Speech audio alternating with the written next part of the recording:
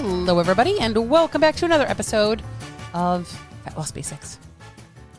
Alrighty, I told you this was going to be an episode here of my April Accountability Challenge. Before I do that, I want to welcome the new ladies into the Diet Dropout Club. Thank you so much for joining. If you're interested in that, the links are in the bio. You can still hop in. Diet Dropout Club is just a monthly membership that you can be involved in. But this is where I do my challenges and masterclasses, as well as just have community. The month of May, we are doing, I think, tracking your food specifically. And I haven't quite decided on my masterclass yet, but I think the challenge is actually going to come with like daily videos of me actually showing people how to track their food, because I think there is a huge fucking disconnect here, as well as learning some label stuff. So if you are confused, overwhelmed, unsure how to break it down, even if you hop in for the fucking month of May and hop the fuck out, you should join if this is something that you are confused on, because I'm going to talk about today a lot of this accountability element, why tracking food is so important, and we overcomplicate the shit out of it. But first, we had a great weekend, week 2 of lacrosse. Son is still loving it. It is awesome. Last week was just a chaotic week for me, and I'm going to talk a little bit about that and how it affected the last week of my own little accountability recap challenge, or my accountability challenge recap. I'm going to talk about it in this episode. But we did family dinner, and we had fajitas is what I call them, fajitas, and they were super tasty. So, but yeah, so lacrosse is different. Lacrosse, I don't know if anybody out here in the ether webs knows lacrosse or does lacrosse or watches lacrosse or has children that do lacrosse, but I am fucking clueless. And I'm like, I feel like I need to go watch some videos or something, or if you have like some good videos you want to share with me, because I don't know what I'm doing. I have no idea what's going on, but he has fun, and I love that for him. So, yes, alrighty. Okay, so I am officially done with my 30 days. As of last week, it was on the brink of ending, and I told you that I was going to give you a little bit of a recap, and here's the recap that I promised. Whoa. Her Italian hands are coming out, you guys. And I told you I was going to come back and give you promise you a recap of this whole thing, of what I did, where I struggled, how things went, what went good, where I need to change some things. So let's go ahead and dive in. So, in the month of April, I decided that I was going to whip out my whiteboard, because I love a good whiteboard. Like, I have 15 whiteboards. They're my favorite. And I was going to track all my stuff for the month. All my stuff, meaning what I felt like was the most important levers for me to get a result this month. Okay. So for me, that's 3 things I really need to focus on. I know a lot of people are like, you're training. No, for me personally, training is just part of my structured day. So for me, that's not something that I needed to like focus on or build in. So you need to figure out what that looks like for you. Maybe you are already doing very well with drinking water. Then you don't need to fucking worry about adding that into your accountability. I needed some accountability. I knew I was lacking in water. So I was tracking my steps. Now, my goal for that was 10,000 steps a day. This is different for everybody. Your goal does not need to be 10,000 steps. This is my goal, not your goal, my goal. And the reason is because I was hitting a pretty consistent anywhere between 7,000 to 9,000 steps. Okay. I needed to get myself into that next space. Now, if I was consistently getting 11,000 steps, guess what? It would need to be higher. If I was getting in 4,000 steps, guess what? 5,000 to 6,000 would be phenomenal. So understanding, like, we all are at a different place. This is my accountability recap, not yours, but I want you to utilize it. How does this apply to you? How can you show up utilizing these same tools, but make them work for you? Okay. Apply them to you. Then I also was tracking 90% of my food each day, meaning every single day I wanted to track at least 90% of what went in my mouth. Not some of it, not when I felt like it, but 90% of what I consumed for the day needed to go into my tracker. Okay. And the reason is because I think 90% of the day is pretty much, you could still miss a little bit and not have to track every little thing. Or if you go out for dinner and you miss one meal, it's okay. It's like, as long as everything else is tracked, you have an idea of where you're at, especially if you can kind of guesstimate that out meal. Okay. And so this was part of, again, this is where I'm at. Okay. And then my goal was around 90 ounces of water every single day. That's my water goal. So these are the 3 things: steps, food tracking, and water. And I tracked every single day on my little, trusty, dusty, crusty whiteboard. Love it. Okay. And I checked off all the days that I did what I was supposed to do. And then I put an X where I didn't. Okay. I did not make it mean something about me. I did not, die on hills. I was not like crying in the corner. I was like, this is the data. This is what I need to do. And at the end of the month, I'm going to calculate where I ended up. And this is what I got. Some of this might be shocking to you because it was a little bit shocking to me. I'm just going to be super honest. So steps, 60%, only 60% of the time did I hit my 10K goal. Only, which means I only hit it 18 out of the 30 days. And I say only because that's like barely 50%. Okay. Barely 50%. Food tracking. I'm going to go into details of each of these, but food tracking, 83%. So this means that I tracked at least 90% of my food, 83% of the month. So 25 out of the 30 days, I tracked more than 90% of what I ate that day. 90% or more, I should say. Some days were 100% tracked, which I was really proud of myself for. And then my water goal of 90 ounces was 76%. So this means I hit it 23 out of the 30 days. And out of all of that, my weight dropped an average of 2.5 pounds. It does not mean every single day I dropped weight. What this means is my average weight over the course of the month was 2.5 pounds. So these are my numbers. 60% goal on steps, 83% goal on food, 76% goal on water, and then down an average trend weight, average of 2.5 pounds. Now, I have some thoughts and feelings about these numbers, and we're gonna talk about that because, again, some of this surprised me a little bit. So some of us might go, I can't believe you only lost 2.5 pounds. Like, that's it? Like, what are you talking about? Because I know that's what like some of you are experiencing. I only lost 2.5 pounds in the whole month, or I only lost 1 pound this entire month. But here's what I'm going to say. You know what? It's perfect for me right now. It's great. It is technically more than average, a 0.5 pound a week, which is sustainable. And I want to be in a sustainable space. So if I were to do the math and 2.5 pounds in April and I lose another 2 to 3 pounds in May, that's 5 pounds in 2 months. And if I do that consistently for the next 7 to 9 months, boom, there's my 20 to 30 pound fat loss. Could you imagine 20 to 30 pounds? Okay. And I can make that progress in 6 to 9 months versus the last 2.5 fucking years where I've been stuck and just whining and crying in my corner. Poor me, trying to figure my life out. Right? So again, if I lose a rough average of 2 to 3 pounds a month for the next 6 to 9 months, I could literally lose 20 to 30 pounds. Boom. Because for the last 2.5 years, I've just been on and off and 1 foot in and 1 foot out and losing and gaining the same fucking 5 pounds, the same place you have been, restarting every fucking Monday. Why can't I get this? What's wrong with me? I'm just too tired. This is so overwhelming. I just don't have the capacity. I'm just over this. I don't want to track my food, right? And that is moving forward versus staying stuck. And most people would look at 2.5 pounds and be like, that's not enough. That's not fast. I need to lose more. I need to lose it today. And that's the problem. Is because you don't think it's enough. You keep chasing these fast fucking results that don't work, that don't stick, that you cannot feel sustainable with or be sustainable with. Right? I'm not trying to lose 10 pounds in a month. I'm not trying to fucking crash diet and be so restrictive. I want to fork out my eyeball. I'm just trying to be consistent. I'm trying to show up. I'm trying to get a little bit better each week and each month. And 2.5 pounds is what happens when you do that. Okay? Period.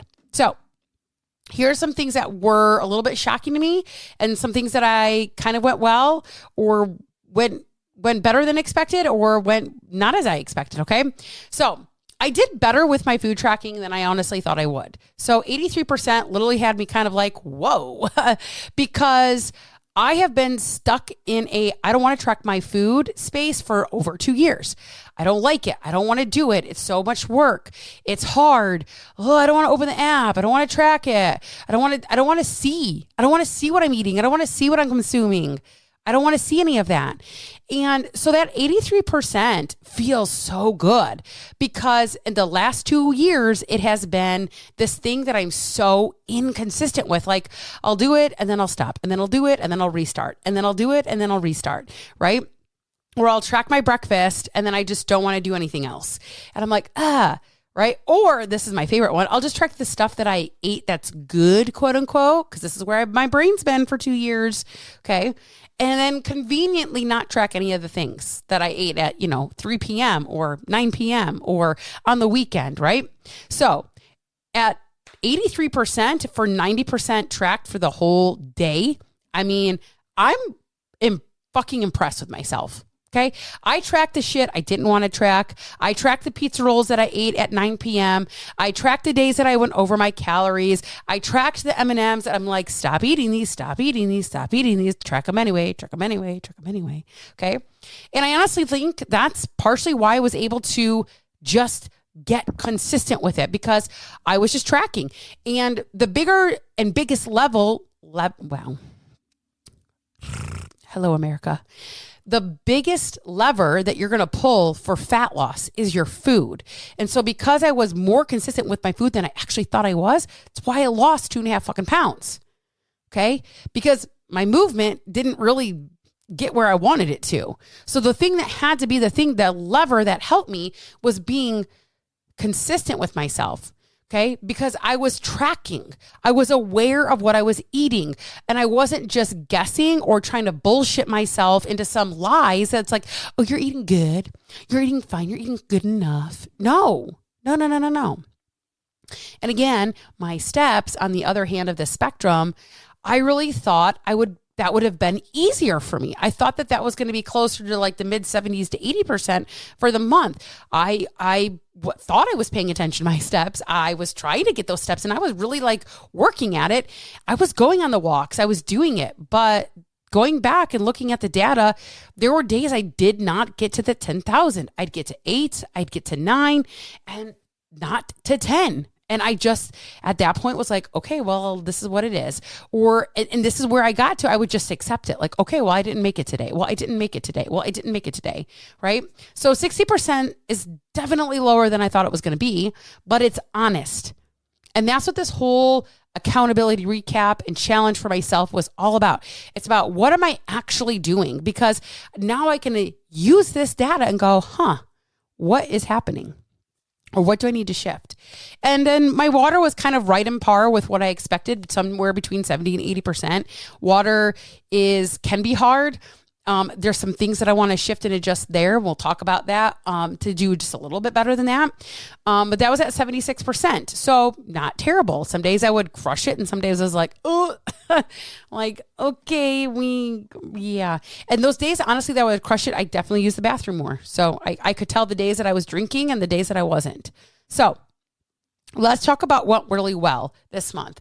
And the biggest takeaway that I have from this is how well I fell back into tracking once I just committed to it. Like once I was like, okay, this is what I'm doing. This is the goal, right? This is the standard that I'm holding myself to. And this is a no matter what circumstance. I'm going to track it no matter what. No matter if I go over my calories, no matter if I like what I see, no matter if I want to, it doesn't matter. And it was just a little bit easier than I thought it was going to be. I thought it was going to be this huge thing because it's been this huge thing. And I was going to be very hesitant and resistant. But you know what?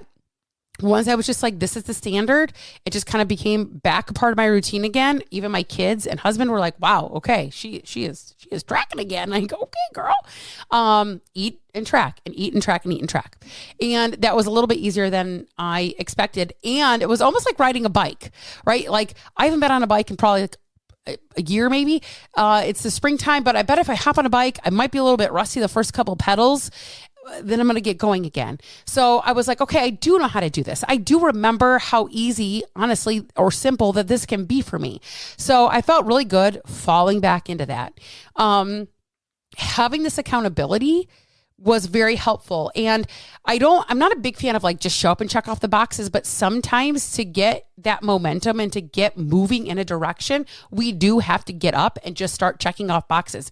Knowing that I was going to have to recap this episode, talk about it on social media. It's something that we're adding into the Diet Dropout Club if they want to. This is like an add-on, not that you have to do it, but every month I'm going to drop a calendar in there, or they can create their own and they can post. And there's this whole space now in the community where you can do your own accountability challenge and be accountable. Okay. So those kinds of things kept me going, being able to lead, show my clients, this is what I'm doing. Even on days I didn't want to, on days when I was like, fuck this, I hate this. This is so hard sometimes. I still showed up because I said I was going to do it. And that feels good because it's rebuilding some trust that I have definitely lost over the last 2 years. I am proving to myself that I show up, I'm going to do it, I'm going to say I'm going to do it, I'm going to follow through. It might not look perfect all the time. It might not be exactly all the things, but I'm going to show up, I'm going to do the best that I can in the within the space in which I have, right? Okay.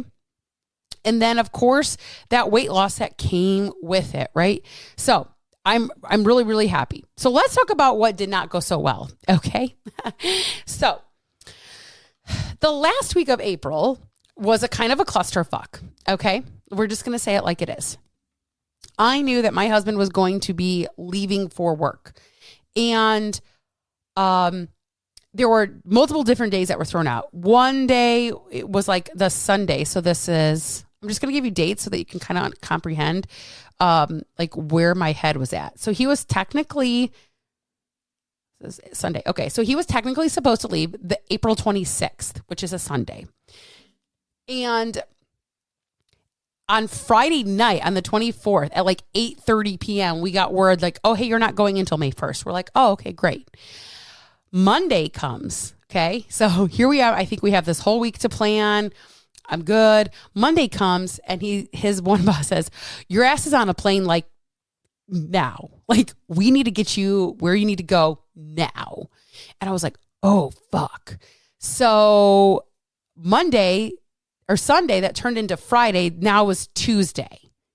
I'm like, fuck. So I'm like, no big deal. I got this. Right?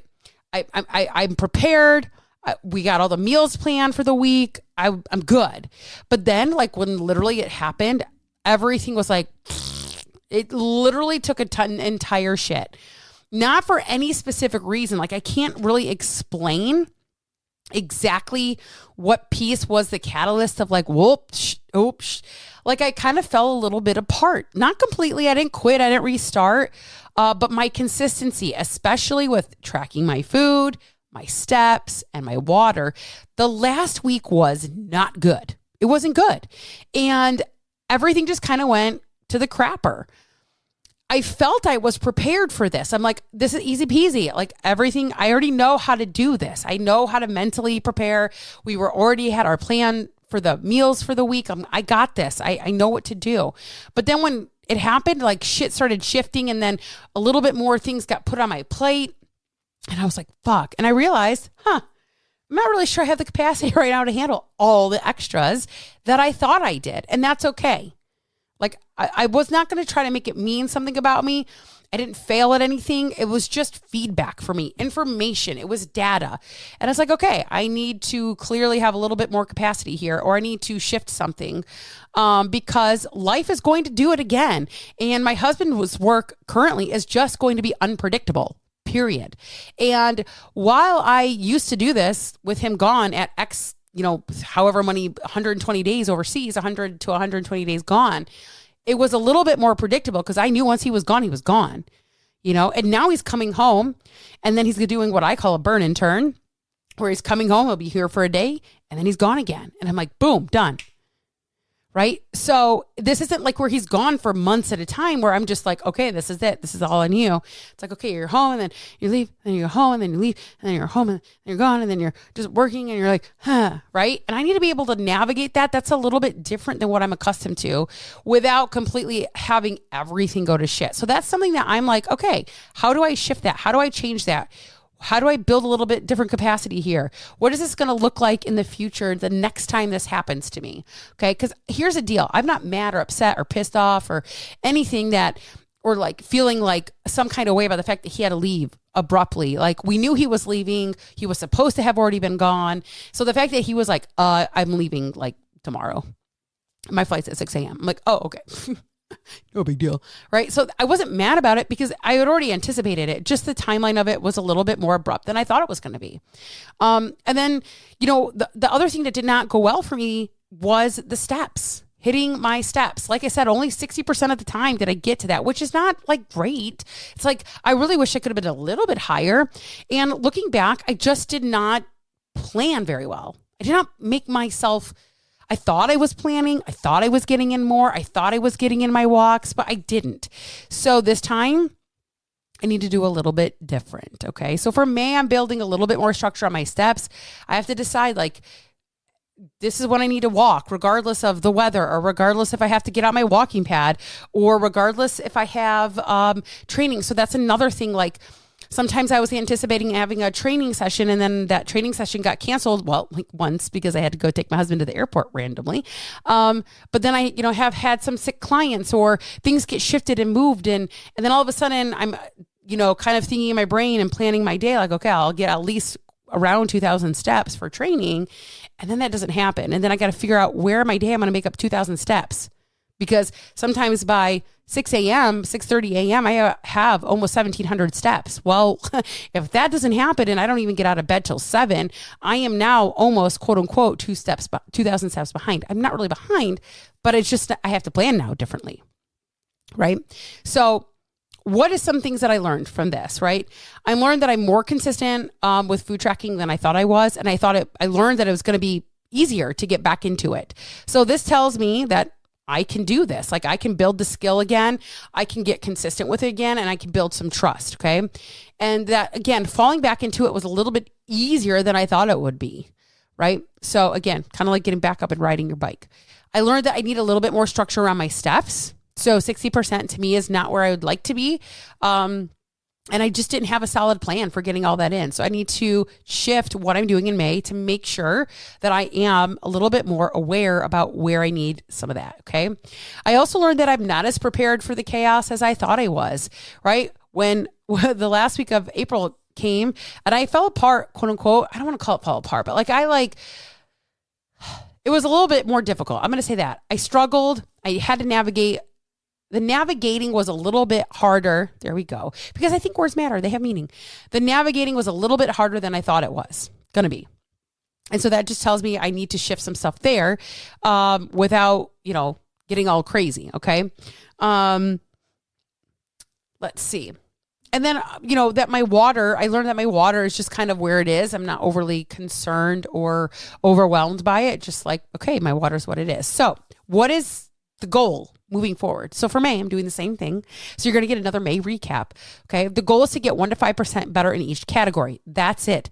So for steps, if I can get up to at least 65%, it's better. For food tracking, anywhere between 84 to 88%, better. Awesome. For water, I'm at 76. So if I can get from 77 to 80%, better. I'm not trying to go from 60% to 100%. I'm not trying to be perfect. I'm just trying to be a little bit better than I was last month. 1 to 5% better. That's the goal. And if I can do that every month, could you imagine 1 to 5% better every single month in each category? I'm going to be in a really good place by the end of the year. Okay. So if I lose another 2 to 3 pounds in May, again, 5 pounds in 2 months, hey, that's more progress than I have made in a while. Okay. And it's by doing it from being consistent and feeling good instead of like, just, I have to lose this weight. Oh my God, my business is tanking. Everything is tanking. I don't want my husband to touch me again. Life is, hard and stressful. All these things. And I'm like, no, we're not doing that anymore. We're not doing that. So it's coming from a place of actual consistent habits versus panic. And that makes a fucking difference. Okay. Okay. So what are we changing? Again, adding some structure for my steps. Okay. Food tracking, I'm just really going to keep doing what I'm doing. I'm pretty happy with it. So I'm not going to change a whole lot of it. I'm going to be super honest. That last week of April kind of threw me off. And had I been able to stick to it a little bit harder, that number, that 83% would have actually been higher. So I'm pretty happy with it. Still doing 90% of what goes in my mouth for the day. And then for water, I'm just going to try to front load a little bit more. Like even today, I'm already a little bit behind, if you will. It's almost 1 p.m. and I don't have enough down. So this is something I need to like go and do. This way I'm not scrambling by the end of the day. One thing that I'm actually also going to try to do here is constantly have a water bottle on me. So I have one. I have a water bottle back here in my office. I'm going to have one in my car. I have one at work.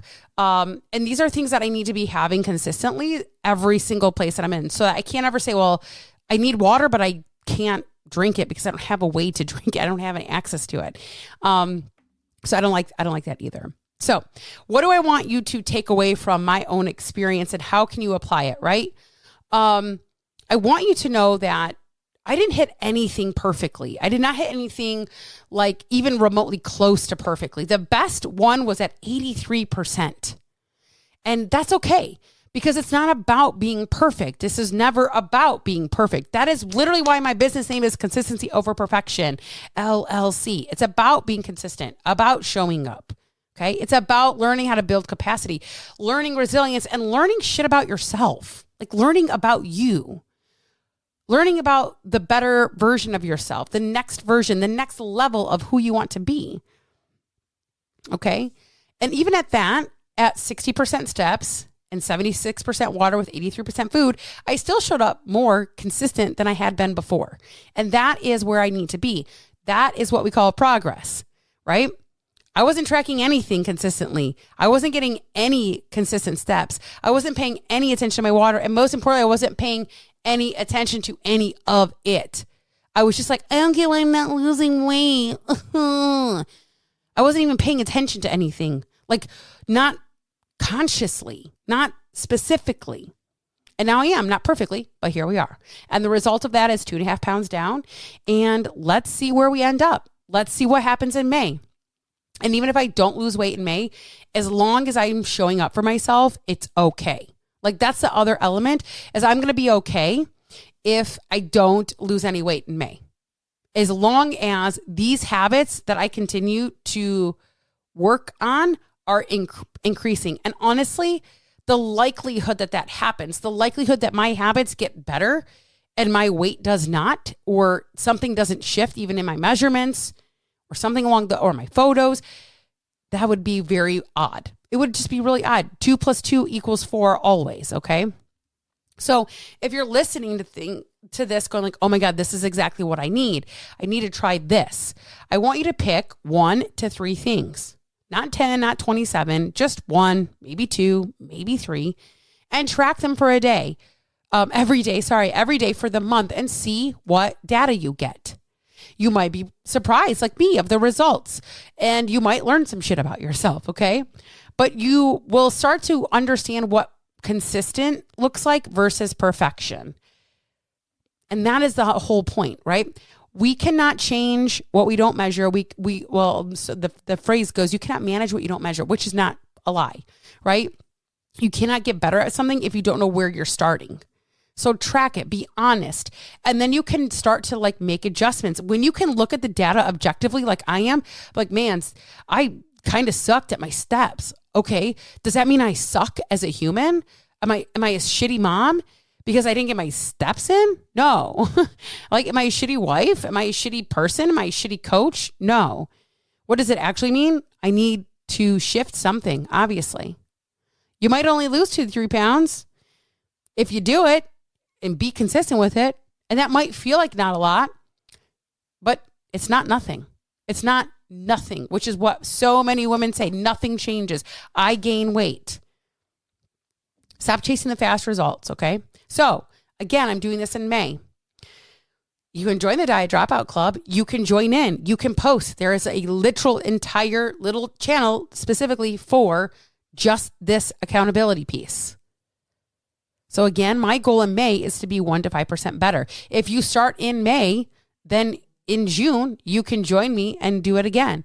And in July, you can do it again, right? And by the end of the year, you're going to be at a completely different place. Not because you did a fucking massive overhaul with severe restriction and because you were perfect, but because you were able to learn how to show up consistently and you got a little bit better each month. Okay. So no, this is not a sexy episode where I'm giving you a whole bunch of fucking, tips and tricks and whatever. This is not like new fucking information. It's being honest about the actual process that it takes. This is the diet dropout method that I teach my clients in Fat Loss Basics in the group coaching. And in the Diet Dropout Club, it's literally just like a little zhuzh of that. Okay? But I think you need to hear the imperfect shit. I think you need to hear that this doesn't exist in the world of Instagram and all that other shit, the fitfluencers. I'm just showing up trying to be a little bit better than I was before. So I'm going to fucking take 2.5 pounds in a month and I'm going to see what I can do this month because I'm excited for it. Like I'm hungry. I'm hungry. So I actually need to get some water down because I'm actually a little parched right now. But so I only have like a little bit of water in and I'm going to go get some more water in. So, and I probably need to go take a little bit of a walk around the block and see it's 6,800 steps at 1 p.m., which is pretty good. But I did 30 minutes on the treadmill today. Anyways, all right, Diet Dropout Club is in the show notes. I hope you guys have a great day, Tuesday. Catch you on the next episode, ladies.